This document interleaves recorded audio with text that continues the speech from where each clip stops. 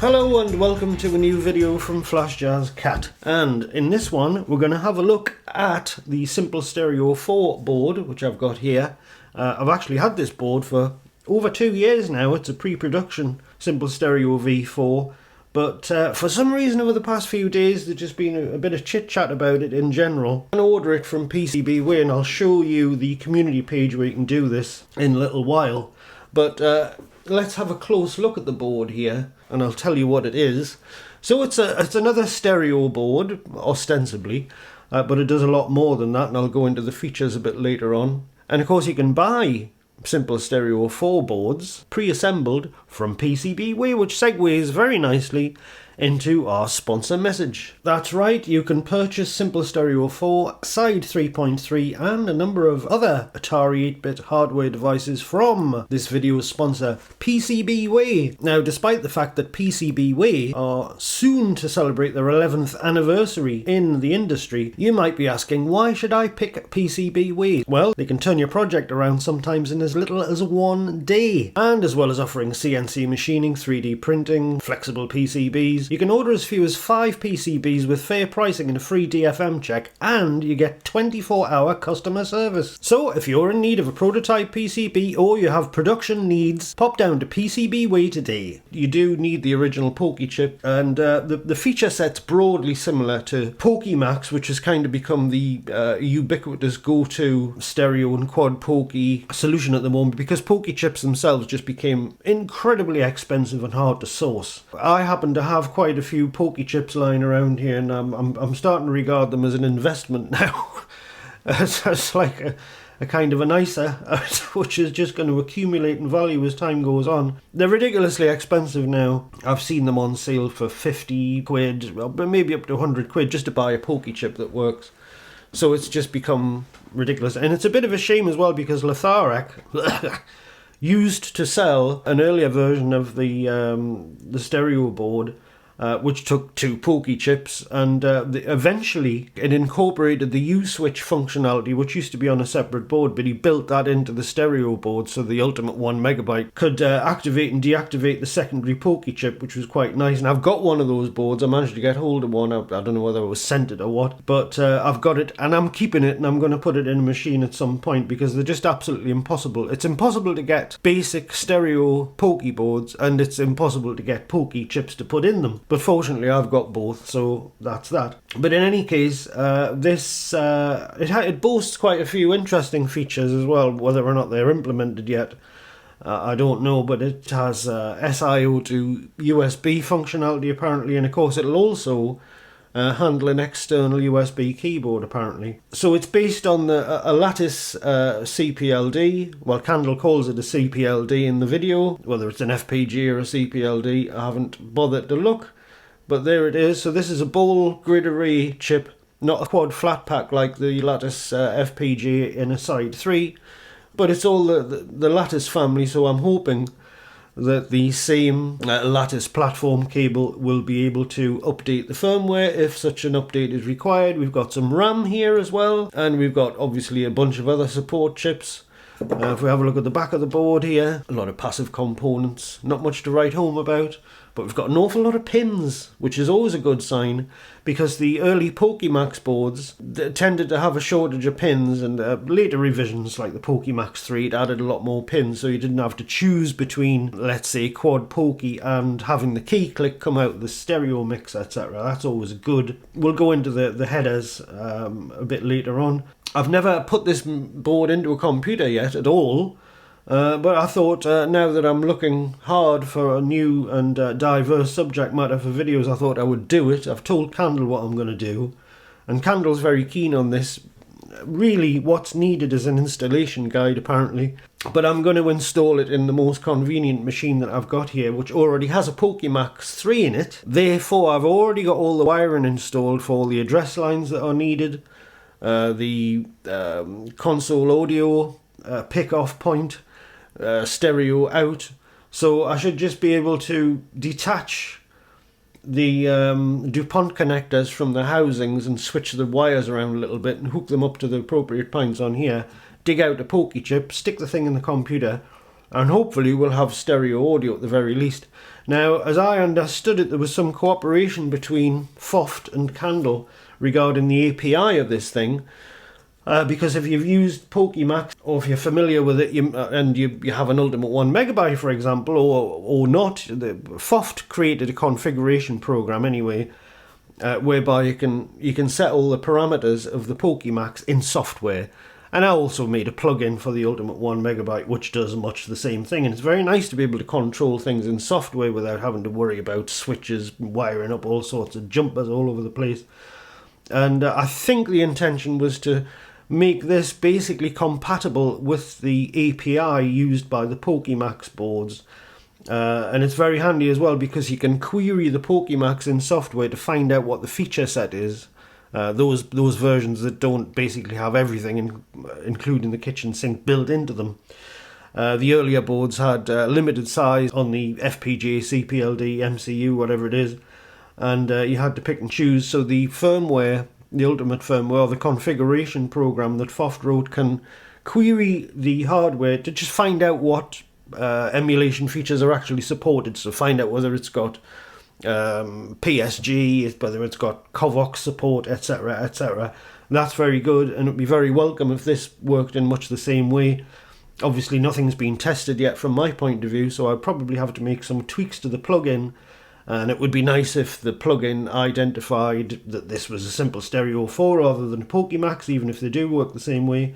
But we'll see anyway. So I've got this 600XL here, and I've got my screwdriver, so I'm going to take it apart and I'll show you how it's set up inside. I've lost my other crosshead screwdriver for some reason. I've been doing a lot of DIY in the kitchen, and when I came to clear up I seem to have misplaced my favourite Phillips screwdriver, so I'm using this different one here, but hopefully that won't negatively impact the experience. So there is the 600XL and there is the POKEY board, and you can see I think I've got all the address lines going to some vias just under here, and we've got the stereo output going here, and I've got the GTIE audio in feed there, so it should be relatively clear what's what. I can get the multi-tester just to remind myself of which address line's which. So I'm going to have to go off and grab a POKEY chip, and of course I'm going to go over to the schematic and I'm going to figure out which pin maps to which signal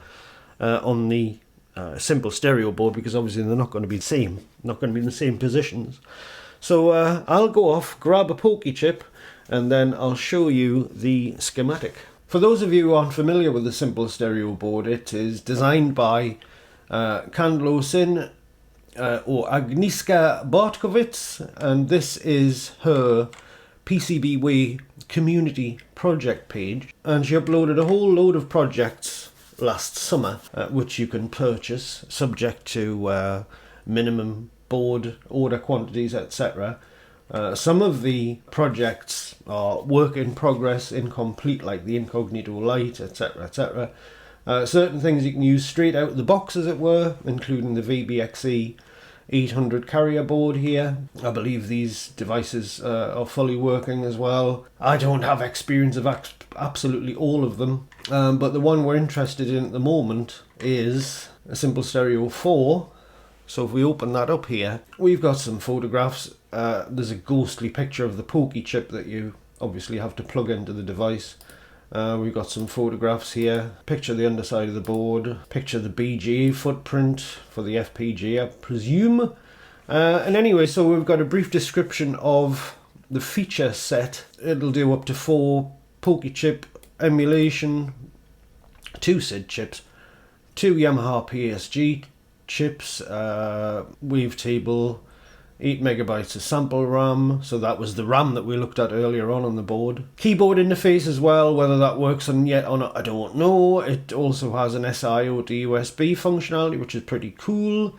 So the feature set is kind of broadly similar to the POKEY, perhaps with a few extra things added in. The keyboard adapter, for those of you who like to use external USB keyboards with the Atari, will be very, very useful indeed, I'm sure. And we've got a couple of videos here as well, which I can link to. well, Candle's calling that a CPLD, not an FPGA. I often get confused between the two. And then we've got a demonstration of music playback here. Not much talk, plenty of action. I've got some more stuff here.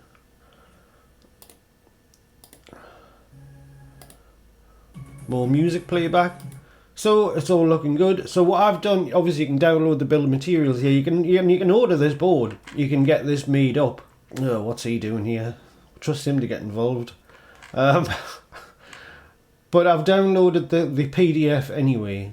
So we'll go over to that. Right, so this is the PDF of the schematic here.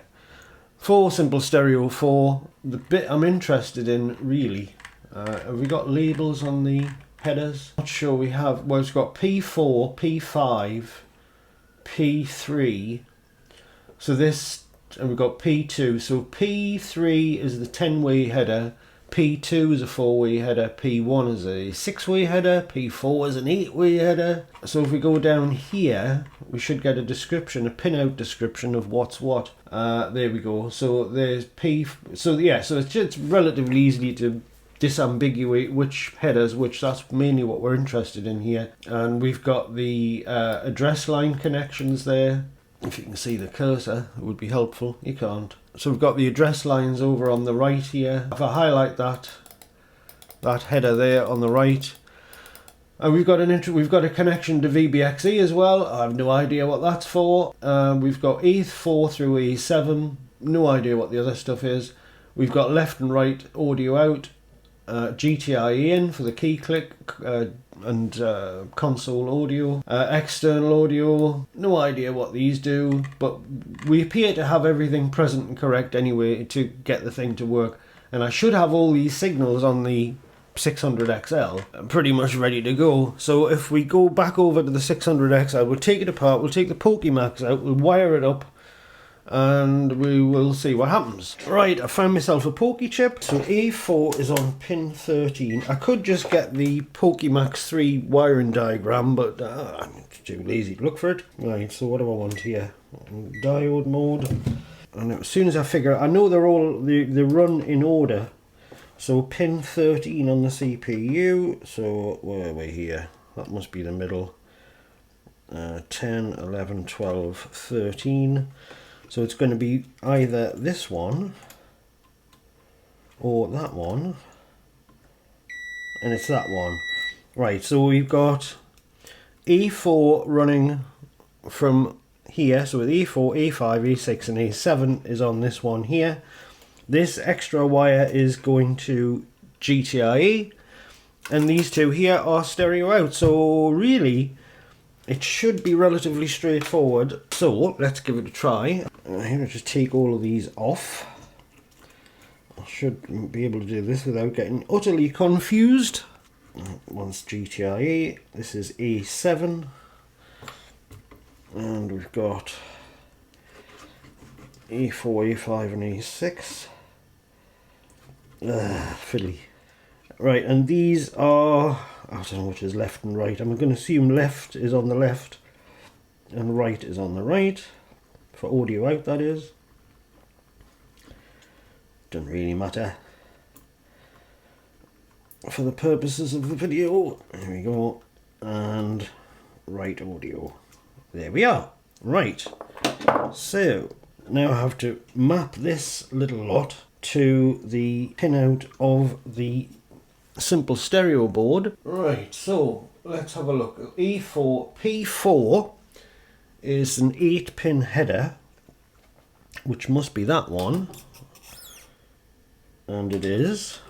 And pin 1 will be the square one, so pin 1's over here on the right hand side at the back.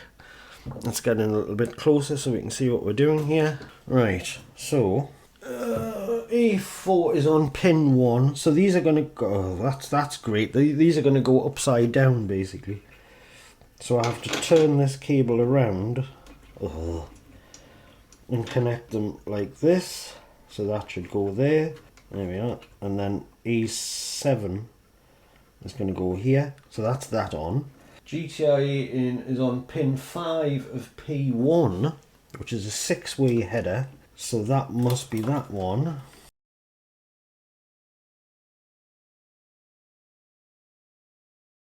Pin 1 is over on the right hand side there, so pin 5 is going to take this one here, which must be that one there. So that's GTI in, yes, right, and left out, which I'm assuming is this one, goes on pin 1, and right out goes on pin 2. Doesn't it? No. Pin 3. There's ground in the middle. So that's going to go on here. And that's all the connections. And are we going to find that the wire doesn't reach now? Probably. Probably. Yes, we now find that the wire doesn't reach. So I'm going to have to make a patch cable. I'm going to put it all back together. And I'm going to make a patch cable that goes from this connector to this connector. This was a complete waste of time.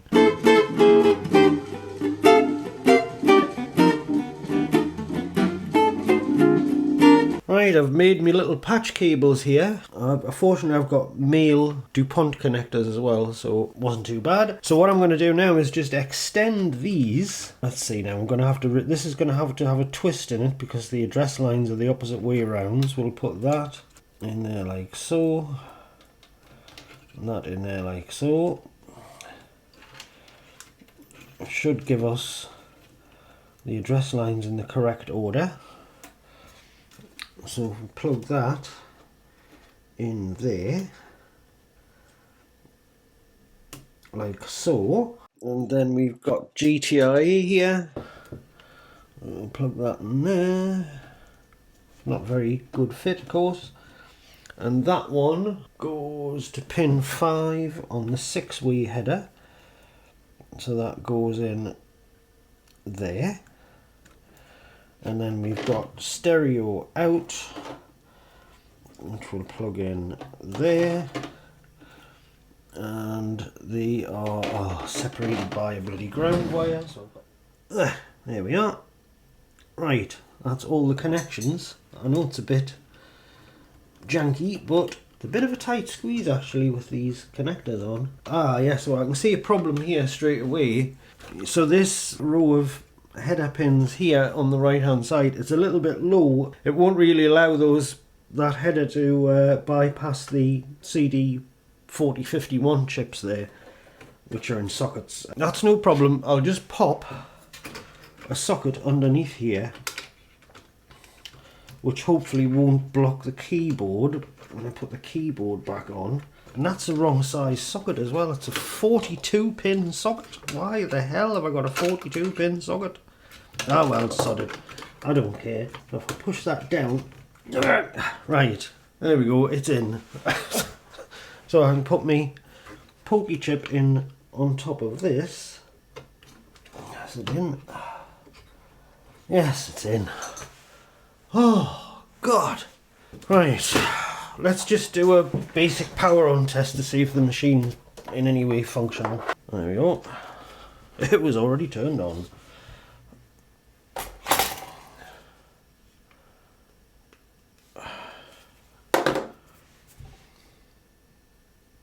Right, it's booted. That's a good sign. Right now I'm going to put the keyboard on and I'm going to see what we get. I'll run, so this has already got the PokeMax plugin installed. I don't think the keyboard will sit perfectly flat. Oh, it's more or less closed, that's good. Right, turn on again. Right, so if we go over here to put, right, so this might just be a firmware issue. I did ask Candle yesterday if we were likely to get API compatibility with the PokeMax. She didn't know whether or not, she doesn't remember whether it's implemented yet or not, or whether this is a question of she's not sure what firmware is on my board, I don't know. So this doesn't work at the moment, so I have no idea what's working and what isn't. So I'll grab a Side 3 cartridge and we'll run a demo. Right, so let's see if we get, we'll try Yump.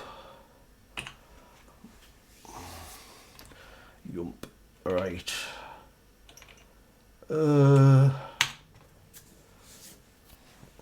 the sound up a little bit so you can hear it.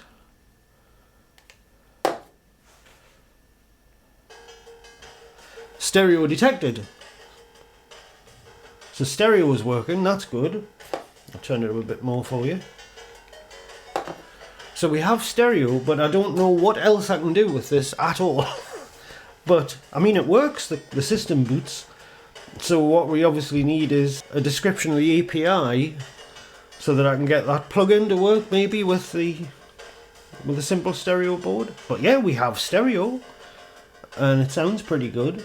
Now I was talking to Jakob at Retro Element about these boards the other day and the debacle with Kaczorowski with that crowdfunder and stuff. You mentioned the problem with the audio kind of drifting after a while, and I'm not sure what I need to do to try and reproduce that, or whether my board has that problem at all. I don't know. So I think I'm going to go in and see if I can have a conversation with Candle, let her know the thing basically works, and basically ask what I do next. I would love to get this Ultimate 1 megabyte plugin working with this board so we could toggle things on and off and stuff, but yeah, maybe that's not something that's going to get done in this video, but I will go away and I will try. Okay, it's the next day. I know nothing about all these trackers and music players and different music formats. I like music, but I haven't had my head in computer music to any great extent. So I had to ask Candle where she got the files that were demonstrated in her video demonstration of SimpleStereo 4, and she wasn't in a position to get hold of them and send them across at the time. So anyway, I put out a request on the Atari area Discord, and Mono very quickly got back to me and kindly linked me to most of the stuff that I need anyway.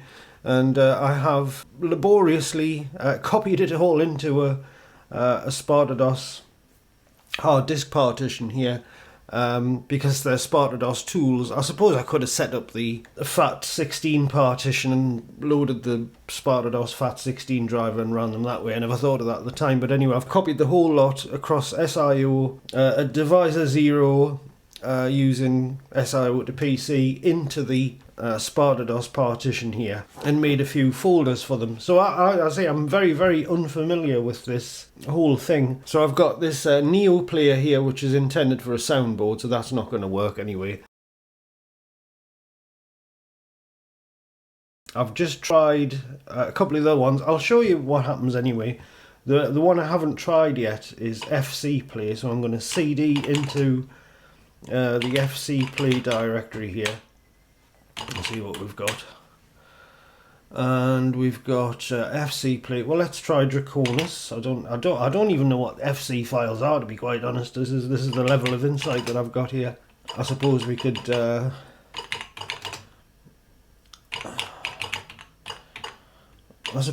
type the manual out. FC Player. Oh, it plays FC music. Well, there you go. So now we know that the FC player plays FC music. I'm completely enlightened now.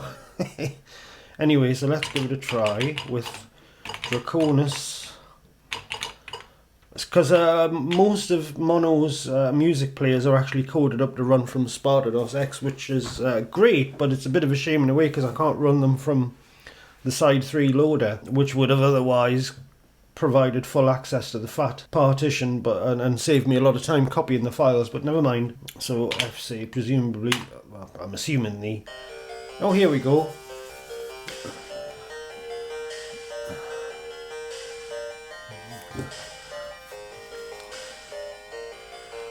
And it gives you a nice output of information here, what hardware it's detected. So at the moment, this is really the only way to demonstrate the features that are actually on the SimpleStereo 4, because we don't yet have it seems that we don't have a configuration tool yet that can be used.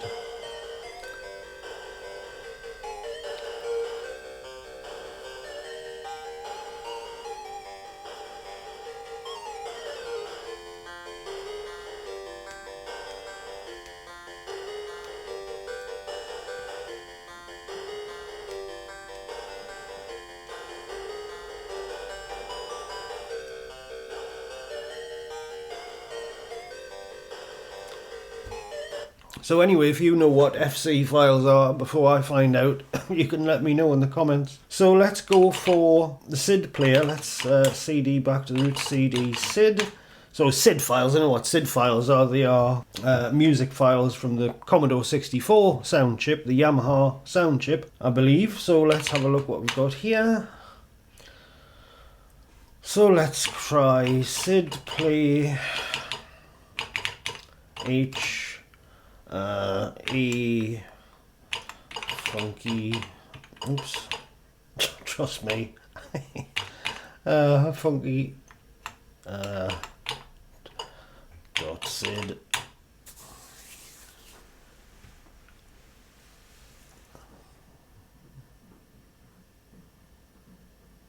Here we go, something's happening. Oh, there we go. Right, so this is SID synth music.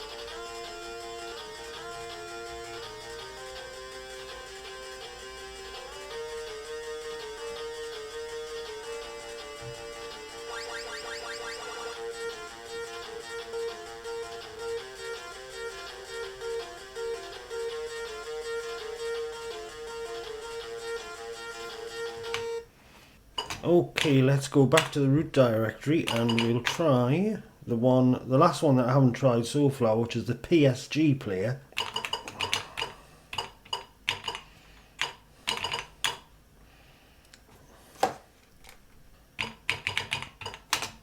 Let's try Gianna.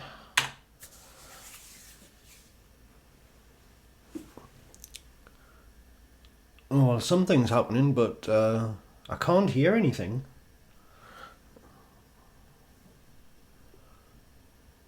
That's weird. No, there's absolutely nothing there.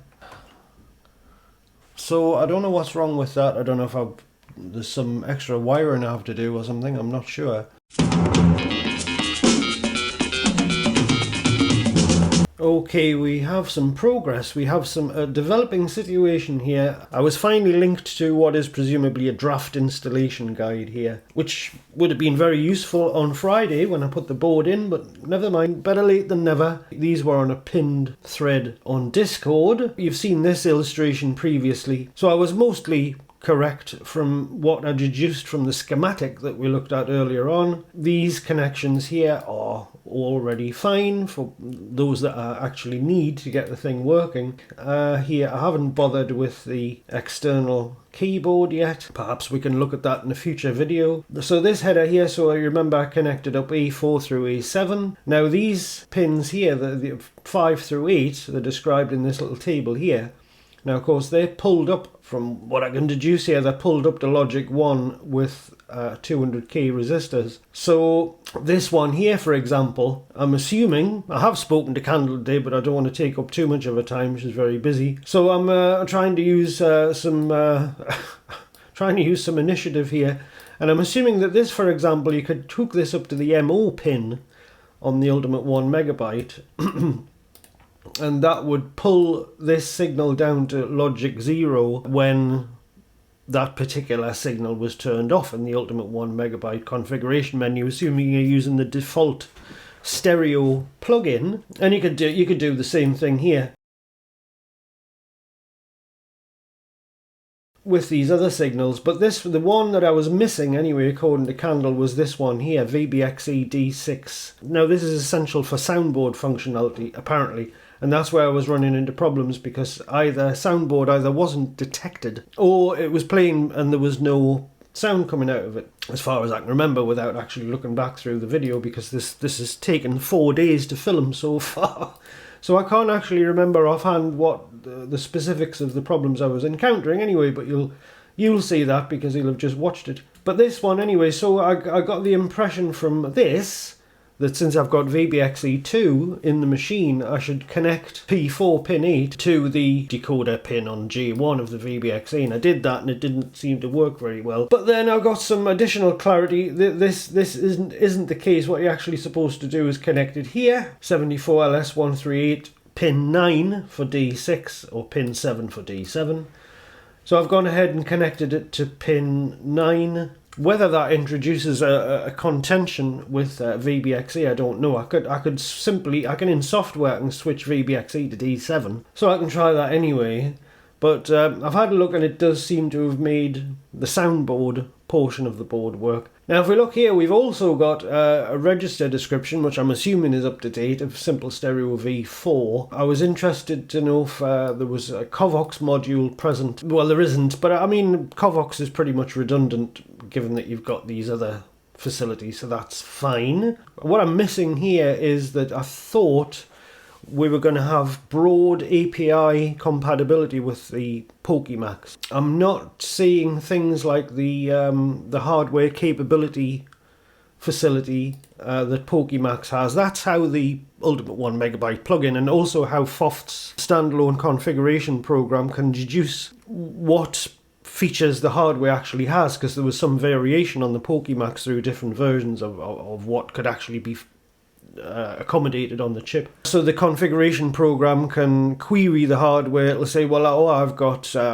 stereo and Covox, or I've got stereo Covox, PSG and quad POKEY, etc., etc. So the setup program or the plugin can tailor itself accordingly, and that's exactly what happens. So we've got, obviously the reason that my plugin won't detect SimpleStereo 4 at the moment is because it's got a different hardware signature. So obviously Mono's asked here what's the correct procedure of SS detection.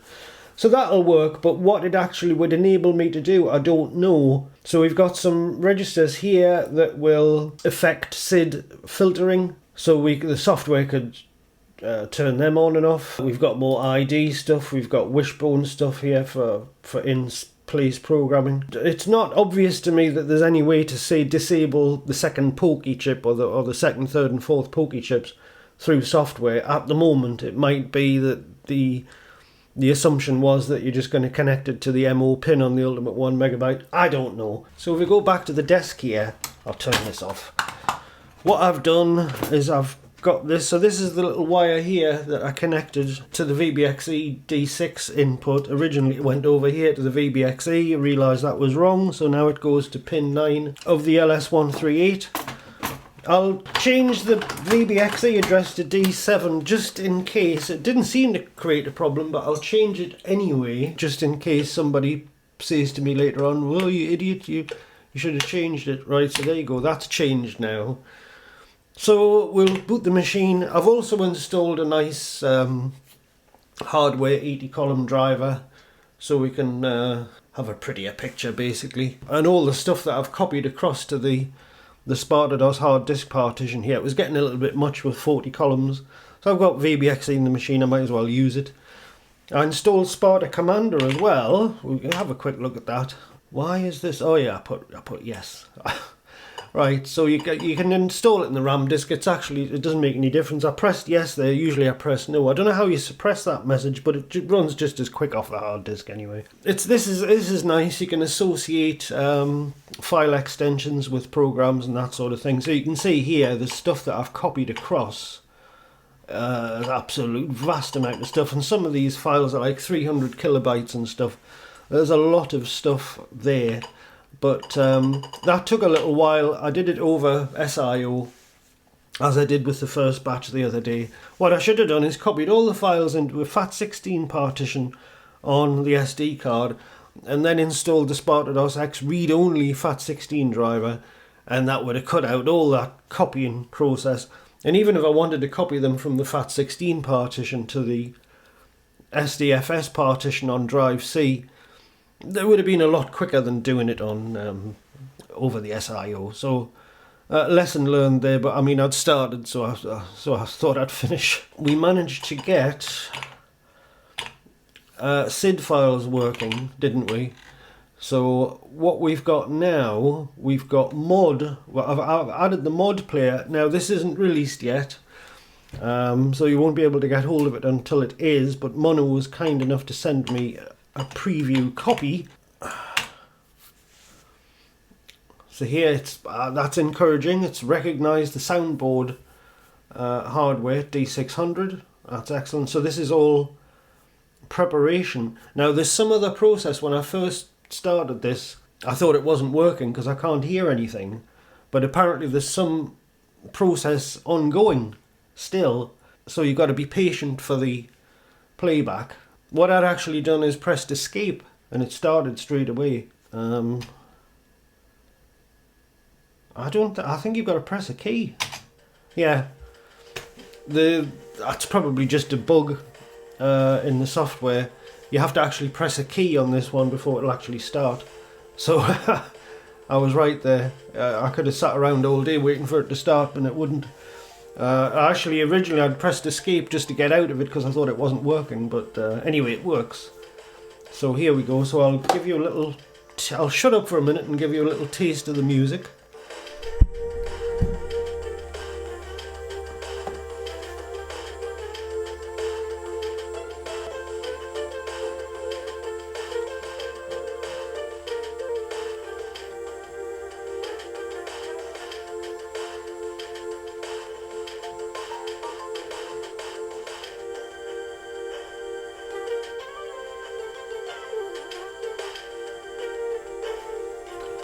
Let's try a different one, eh?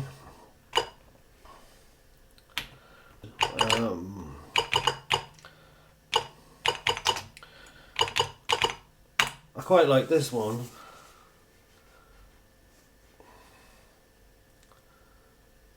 So if I press space straight away when this is finished. Yes, no. Yeah, there we go.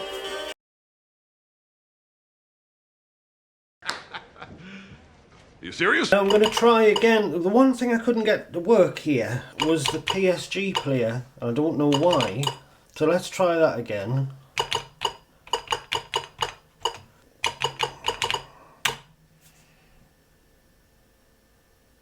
Yeah, that's playing, but it doesn't produce any sound, and I don't know why. Okay, so at the end of the day, we managed to get SoundBoard to work, SID works, PSG with a Yamaha sound chip emulation, I can't get that to work. I'm not quite sure why. Some speculation it could be about file formats or something, I don't know. Don't take that as representative of the finished product. Candle's not sure whether that support is even compiled into the firmware, and obviously at this particular point in time a firmware update isn't going to be magically forthcoming. So obviously the experience I've had is that it's something that is sort of semi-finished, really. I don't think it's unfair to call it that. Potentially aspects of the hardware that are missing in the firmware, the API isn't, certainly not sort of what I expected it to be. Whether it'll be changed, I don't know. But what I have managed to get to work, and bearing in mind I came from this from a completely ignorant standpoint when it came to these particular music players and some of the file formats. I've got no experience of ZX Spectrum music files and all that sort of stuff.